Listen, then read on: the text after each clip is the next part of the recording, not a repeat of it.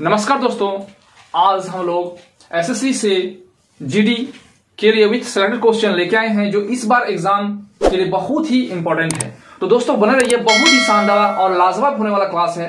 तो पूरा का पूरा व्यू कीजिएगा और स्किप नहीं कीजिएगा, ठीक है, क्योंकि एग्जाम के दृष्टि से बहुत ही महत्वपूर्ण क्वेश्चन विथ सिलेक्टेड और बेसिक से इजी से क्वेश्चन सॉल्व कर सकते हैं। तो दोस्तों क्वेश्चन नंबर 1। तो दोस्तों आज का क्वेश्चन स्टार्ट होता है 1 से, ठीक है। तो आज हम लोग जो क्वेश्चन ले रहे हैं वो प्रीवियस ईयर्स में पूछा हुआ क्वेश्चन विथ सिलेक्टेड क्वेश्चन है, ठीक है। तो एक दुकानदार शुक्रवार को सभी वस्तु पर 23% छूट देते हुए एक सेल का आयोजन करता है, ठीक है, और फिर भी वह केवल 10% लाभ अर्जित करता है। क्रय मूल्य और अंकित मूल्य से कितना प्रतिशत कम था, ठीक है। तो एक सिंपल सा फॉर्मूला याद रख सकते हैं कि कॉस्ट प्राइस और MRP। तो कॉस्ट प्राइस मतलब क्या होता है, जो क्रय मूल्य होता है, और MRP का मतलब क्या होता है, मार्क रिटेल प्राइस, यानी अंकित मूल्य होता है। क्या होता है और क्या है ना, कॉस्ट प्राइस MRP इक्वल होता है ना 100 minus discount percent by 100 plus profit percent. ये फॉर्मूला याद रखिएगा, ठीक है। अब इजी समझ जाएगा चाहे क्वेश्चन कुछ भी रहे। तो कॉस्ट प्राइस का कॉस्ट प्राइस रहने देते हैं और MRP, ठीक है, जिसमें से डिस्काउंट दिया हुआ है कितना ना, डिस्काउंट दिया हुआ है 23%। तो 100 का 23% डिस्काउंट हो गया। अब फिर 100 है, फिर प्लस, यानी प्रॉफिट कितना दिया हुआ है, जो प्रॉफिट दिया हुआ है वह 10% है, ठीक है। ये अब क्या करना है ना, इसको कर सकते हैं घटा के, कितना हो जाएगा ना, 100 में 23 घटेगा कितना हो जाएगा ना, 7 यानी 77 बाय कितना, ठीक है।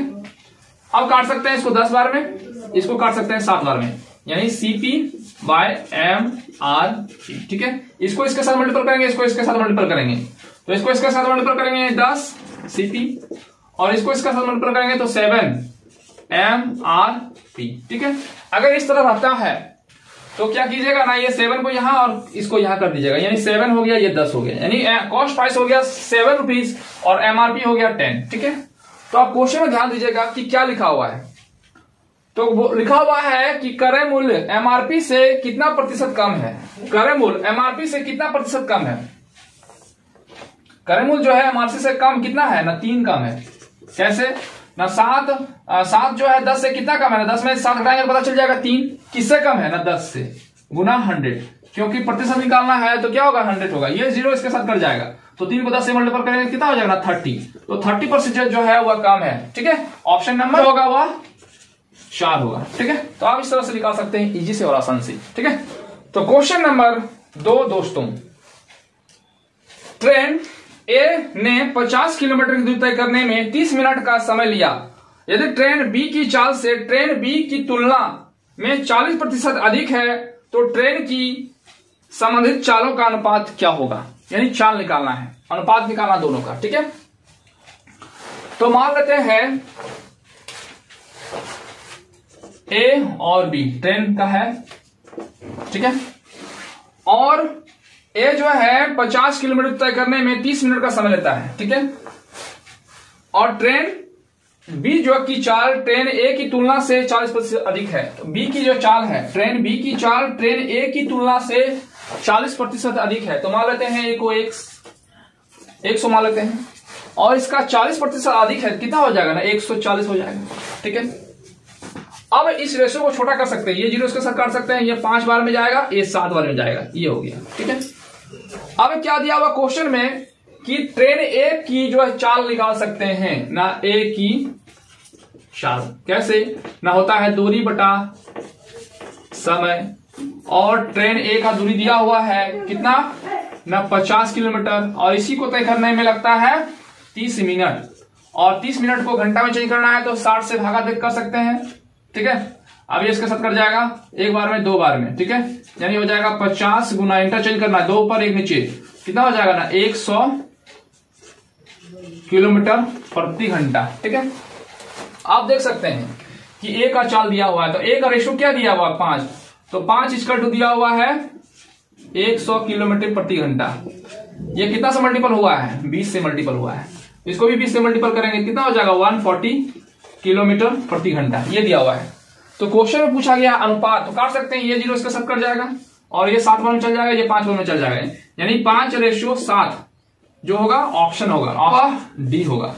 ठीक है, तो आप इस तरह से इजी से और आसानी से निकाल सकते हैं दोस्तों। ठीक है, तो क्वेश्चन नंबर 3 दोस्तों, 779, 943 और 123 का एलसीएम यानी लघुत्तम समावर्तक क्या होगा। ठीक है, ये निकालना है।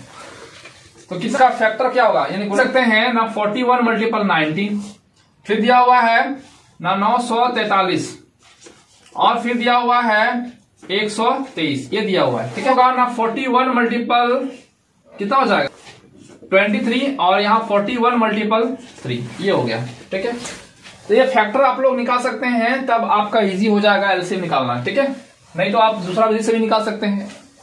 तो एलसीएम इसका क्या हो जाएगा ना एलसीएम, तो जो मैच करता है सबको लेना है, 41 मैच किया, और जो मैच नहीं करता उसको भी लेना है। तो कितना है ना मल्टीपल 19 मल्टीपल 23 और 3, ये सभी संख्या को लेनी है। ठीक है, आज आप सभी को मल्टीपल करेंगे ना 53751। ठीक है, 53751। ठीक है, ऑप्शन नंबर जो होगा वह बी होगा। तो आप इस तरह से इजी से और आसानी से निकाल सकते हैं एलसीएम। ठीक है, तो क्वेश्चन नंबर 4 दोस्तों आपके स्क्रीन पर, ये क्वेश्चन है वह ग्राफ। तो ग्राफ से क्वेश्चन रहता ही रहता है, तो कैसे बनाना है, और ग्राफ से क्वेश्चन आप इजी से और आसानी से निकाल सकते हैं। ठीक है, हर बच्चा क्या करता है ना, ग्राफ को देख के ही छोड़ देता है, तो आप जो उस क्वेश्चन को बना लेते हैं तो वो प्लस पॉइंट है। हर बच्चा बना लेता है, आप उसमें बना के खुश होता है ऐसा नहीं है। जो नहीं कोई बनाता है वो बनाते हैं, तो आपको प्लस पॉइंट मानना चाहिए। ठीक है, यानी उससे सफल हो सकते हैं। ठीक है, तो ग्राफ का क्वेश्चन बनाना ही चाहिए। क्या दिया हुआ है ना, नीचे दिए गए प्रश्नों के उत्तर निम्नलिखित ग्राफ का ध्यानपूर्वक अध्ययन कीजिए। ठीक है, तो यूनिट सॉल्ट यानी एक दिया यूनिट प्रोडक्ट और एक है यूनिट सॉल्ट, दो का ग्राफ दिया हुआ है। ठीक है, तो कंपनी के मामले में उत्पादन के संबंध में इकाइयों की बिक्री का प्रतिशत ज्ञात कीजिए, यानी जो सॉल्ट किया हुआ ग्राफ है, यानी थोड़ा सा डिफ नहीं दिख रहा है, उसका ग्राफ पर ध्यान दीजिएगा। ठीक है, तो पहले लिखते हैं ए का। ठीक है, किसका, ए का। क्या दिया हुआ ग्राफ में, ठीक है, कि 900 जो बड़ा ग्राफ है दिख रहा है कि 900 है, और छोटा में क्या दिया हुआ ना 650, और उसका प्रतिशत निकालना है। तो 650 का किस में ना 900 में गुना 100। ठीक है, ये 2 जीरो इसके साथ कट जाएगा, क्या आएगा 72%। ठीक है, समथिंग कुछ आएगा, यही 72% समथिंग आएगा। आप बी का निकालते हैं, तो बी का ग्राफ में क्या दिया हुआ है ना 300 सॉल्ट हुआ किस पर ना 700 पर गुना 100। ठीक है, ये जीरो इसके साथ कट जाएगा, तो कितना हो जाएगा ना 300/7। इसको डिवाइड देना है, कितना हो जाएगा ना 7 × 28 और 7 दूना 14 और समथिंग कुछ आएगा, इतना परसेंट होगा। ठीक है, और 7 दूना 14 यानी समथिंग कुछ आएगा इतना। अब है ना ऑप्शन नंबर सी का, कंपनी नंबर सी का दिया हुआ है ना 150 दिया हुआ है किस पर ना 300 पर गुना 100। ये जीरो इसका साथ कट जाएगा, ये इसका साथ कटेगा, कितना हो जाएगा ना 5 × 15 यानी 50% है। अब क्वेश्चन में क्या दिया हुआ है ना, किस कंपनी का क्या लिखा हुआ है ना, कंपनी के मामले में उत्पादन के संबंध में इकाइयों की बिक्री का प्रतिशत 40 और 43 के बीच में है। तो 40 और 43 के बीच में कंपनी बी का है, तो ऑप्शन नंबर जो होगा वह बी होगा। ठीक है, यानी 2 होगा। तो क्वेश्चन नंबर 5 दोस्तों, एक्स वाई की तुलना में कार्य में दुगना अच्छा है, वे 18 दिन में कार्य पूरा कर लेते हैं, प्रत्येक के द्वारा अलग अलग कितने दिनों में कार्य किया जा सकता है। ठीक है, तो मान लेते हैं ये पहला वाला एक्स मानते हैं, दूसरा वाला वाई मानते हैं। तो एक्स जो है वाई से दुगना का अच्छा काम करता है, यानी एक काम करता है तो ये 2 काम कर लेता है, ये हो गया। ठीक है, और वे 18 दिन में लेते हैं कितना, यानी दोनों का मिल करके, यानी दोनों का मिलकर कितना हो जाएगा 3। ठीक है, 3 जो है 18 दिन का समय लेता है, तो वर्क कितना हो जाएगा ना 54। तो क्या निकालना है ना, पहले एक्स का निकालना है, एक्स का 2 का, तो 2 = 1। ठीक है, तो इस तरह का अगर क्षमता में रहता है तो क्या मल्टीपल करेंगे ना 3 × 18, और ये जो रहता है इसे डिवाइड कीजिएगा, कितना जाएगा ना 9 बार में, 9 × 27, यानी एक्स जो काम करेगा वह 27 दिन में करेगा। ठीक है, और y का निकालना है, तो y का रेशियो कितना है 1, तो 18 या 54 कितना हो जाएगा ना 3 इसका कितना दिया 18 दिन में, तो 1 का रेशियो 1 का क्षमता क्या हो जाएगा ना, इसको इसके साथ मल्टीपल करेंगे और 1 से ही डिवाइड देना है, तो 3 मल्टीपल 18/1 कितना हो जाएगा 54, यानी जो होगा वह 54 डेज करेगा। ऑप्शन नंबर जो होगा वह 4, यानी ऑप्शन नंबर होगा डी।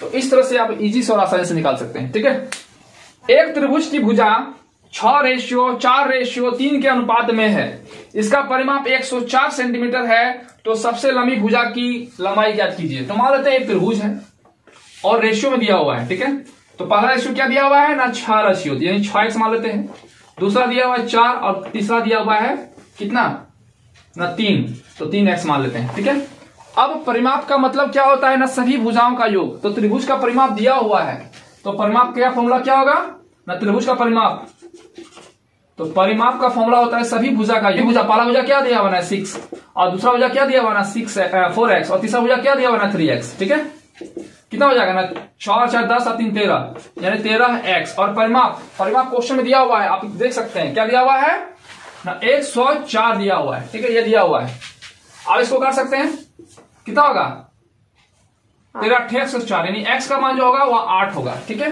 अब क्वेश्चन में पूछा गया है सबसे लंबी भुजा क्या है, तो जिसका रेशियो सबसे बड़ा होगा वही सबसे लंबा होगा, तो रेशियो सबसे बड़ा किसका है ना 6 का, तो लिखेंगे सबसे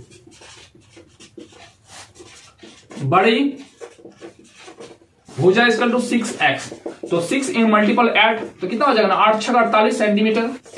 तो आप इस तरह से निकाल सकते हैं। ठीक है, 500 रुपए को 12% प्रति वर्ष साधारण ब्याज पर निवेश किया गया और एक निश्चित धनराशि को 10% वर्ष साधारण ब्याज पर निवेश किया गया। यदि 4 वर्ष के बाद दोनों राशि का ब्याज की राशि 448 है, तो दूसरी धनराशि है, यानी दूसरी धनराशि निकालना है। ठीक है, यानी एसआई का फॉर्मूला आपको पढ़े होंगे, एसआई का फॉर्मूला होता है P into R into T by 100 होता है। ठीक है, ये होता है, तो जिसमें से एसआई का मान दिया हुआ है 448। ठीक है, तो दो कंडीशन है, पहला वाला में क्या दिया है ना 500 रुपीज है और दर दिया हुआ है 12% और समय दिया हुआ है 4/100, ये हो गया। ठीक है, पहला। दूसरा में क्या है ना पैसा दिया ही नहीं है, तो इसको x मान लेंगे और 10% के रेट से 4 साल में कितना हो जाएगा ये निकालना है। ठीक है, तो क्या कर सकते हैं ना ये 0 इसके साथ कट जाएगा, तो 12 25 60 और 6 चौक 24 यानी 240 हो जाएगा। ठीक है, अब यहां हो जाएगा प्लस, ये 0 इसके साथ कर सकते हैं, कट गया तो कितना हो जाएगा ना 4 को x से मल्टीपल करेंगे तो 4x हो जाएगा बाय 10। ठीक है, और कितना दिया हुआ ना 448। अब ये संख्या में इसको इधर ले आएंगे तो कितना हो जाएगा ना 480, कितना दिया हुआ 480, यहां प्लस में इधर लेके माइनस हो जाएगा 240 इक्वल टू 4x बाय 10। अब घटाना है कितना हो जाएगा ना 042 इक्वल टू 4x बाय 10। नीचे कुछ नहीं तो 1 मान लेंगे, इसको इसके साथ मल्टीपल करेंगे, इसको इसके साथ मल्टीपल करेंगे, तो कितना हो जाएगा ना 4x इक्वल टू 240 मल्टीपल 10, तो x इक्वल टू क्या हो जाएगा 240 मल्टीपल 10 बाय 4, ये इसके साथ कर जाएगा 6, तो कितना हो जाएगा 60 मल्टीपल 10, तो कितना हो जाएगा ना 600 रुपए होगा, 600 रुपए होगा, ऑप्शन नंबर सी। ठीक है, तो आप इस तरह से इजी से आसानी से निकाल सकते हैं। वो धनराशि कितनी थी 600 रुपए था। ठीक है, तो क्वेश्चन नंबर 8 दोस्तों, यदि 2000 रुपए की धनराशि मतलब 2000 रुपए की राशि जो है वह 10% प्रति वर्ष चक्रवृद्धि ब्याज पर उधार दी जाती है और दूसरे वर्ष के लिए ब्याज क्या होगा। ठीक है, तो कितना रुपया है ना 2000 रुपया है। ठीक है, और 10% इसमें अगर लगाते हैं 10%, तो इसका 10% कितना हो जाएगा ना 200 रुपये होगा। ठीक है, और दूसरा साल यानी फिर इसमें 10% निकालना है, इसका हो गया ना 200 रुपये, और इसमें फिर 10% निकालना कितना हो जाएगा ना 20 रुपये हो गया, तो टोटल मूल्य कितना होगा ना 220 होगा, और यही इसका आंसर होगा। कुल ब्याज कितना होगा ना 220 होगा, ऑप्शन नंबर सी।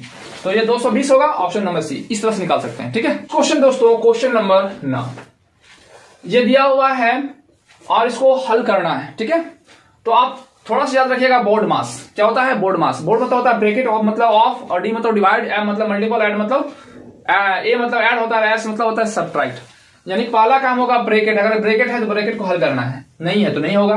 फिर लिखा हुआ ऑफ, यानी ऑफ है कहीं लिखा हुआ है, यहाँ है तो पहले इसका हल होगा तभी आगे बढ़ेगा, ठीक है, तभी आंसर आएगा।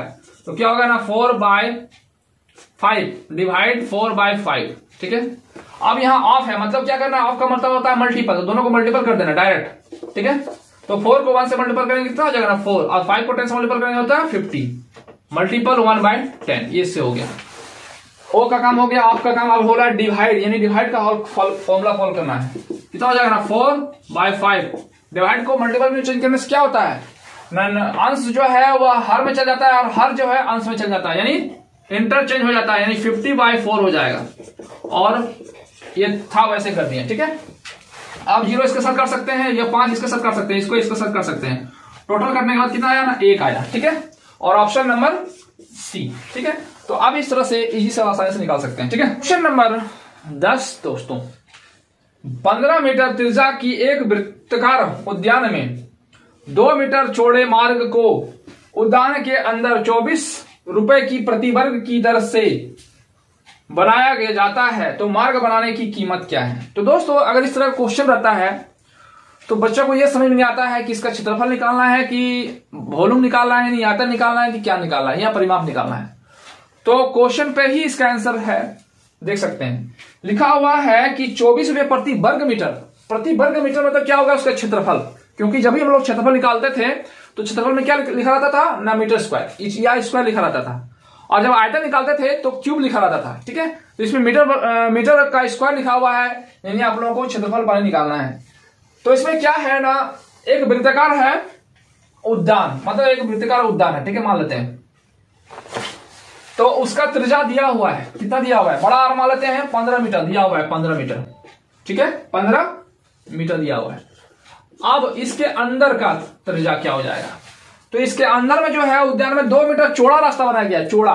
तो जब चौड़ा बनाया गया अंदर में, बाहर से अंदर की ओर आएंगे तो क्या होता है, त्रिज्या घट जाएगा, क्योंकि 15 था अब छोड़ के यहां से बोल रहा है बनेगा, तो क्या होगा इसका बीच का क्या हो जाएगा ना 15 में 2 घटा देंगे तो उसका त्रिज्या होगा 13 मीटर हो जाएगा, ठीक है। बस यहीं से आप क्वेश्चन आप बना सकते हैं।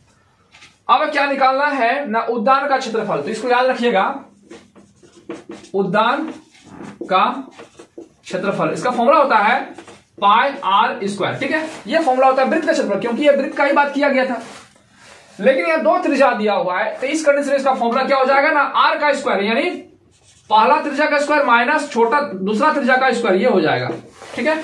यानी डायरेक्ट ये दिया हुआ है, हम समझाने के लिए आपको लिखे थे ना πr², ठीक है, क्योंकि वृत्त का ही है, तो वृत्त से ही ये 2 त्रिज्या आया है, इसलिए ऐसा लिखे, ठीक है। अब क्या होता है ना, पाई का मान होता है 22/7, ये आप लोगों को पता होगा क्योंकि क्लास 9-10 में पढ़े होंगे।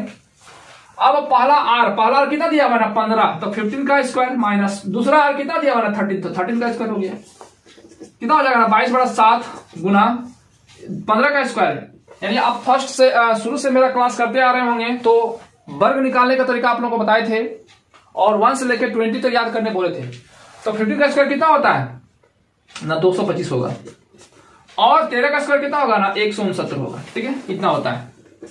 तो 22/7 मल्टीपल कितना हो जाएगा 6 हो जाएगा, या 5 हो जाएगा, यानी 56 होते काट सकते हैं, 7 56 8 बार में, तो 8 दूनी 16 6 8 दूनी 16 17, इतना मीटर का स्क्वायर हो गया। यह हो गया उद्यान का क्षेत्रफल, ठीक है।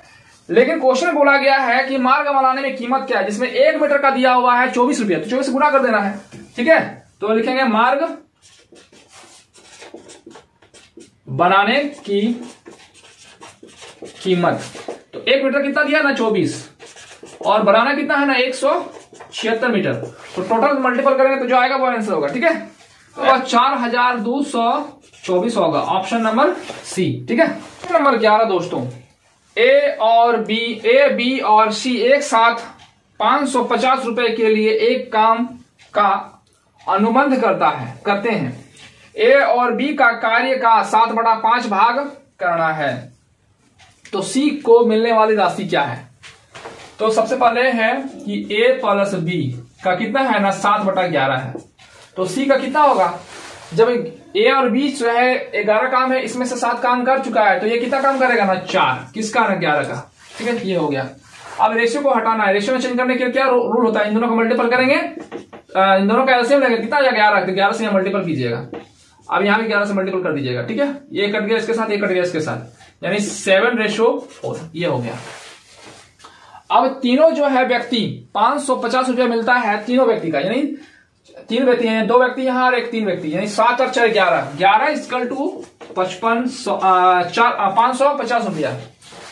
तो क्या निकालना है ना, सी को मिलने वाला राशि, सी का रेशियो क्या है ना 4, तो 4 इक्वल टू 8, ठीक है।